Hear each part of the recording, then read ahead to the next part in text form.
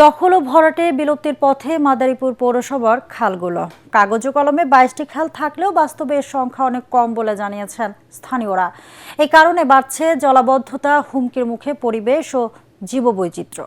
মাদারীপুর প্রতিনিধি আর শফিক স্বপনের পাঠানো রিপোর্ট জানাচ্ছেন মাসুদ রানা। আড়িয়াল খাঁ ও কুমার নদের তীর ঘেঁষে গড়ে ওঠা মাদারীপুর পৌরসভা জুড়ে একটা সময় ছিল অর্ধ শতাধিক খাল। এই দুই নদীর সঙ্গে সংযুক্ত থেকে পানির প্রবাহ, নৌ যোগাযোগ এবং বাণিজ্যের গুরুত্বপূর্ণ মাধ্যম ছিল এসব খাল। কিন্তু দখল, ভরাট এবং অপরিকল্পিত নগরায়নে সেই খালগুলো অধিকাংশ এখন অস্তিত্ব সংকটে। কোনো খাল আর খুঁজেই পাওয়া যায় না।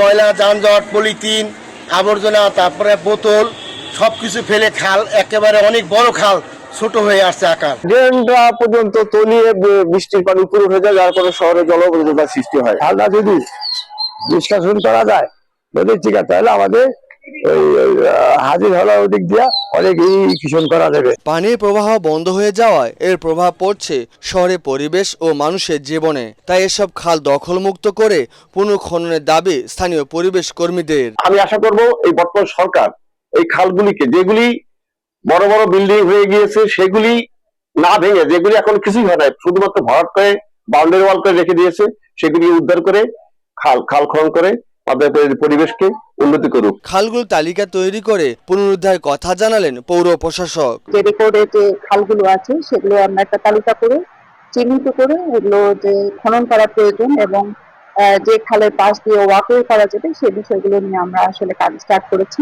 খালগুলো দ্রুত পুনরুদ্ধার করে মাদারীপুর শহরকে পরিবেশ সংকটের কবল থেকে মুক্ত করার দাবি এলাকাবাসীর। Bureau report, ATN Bangla.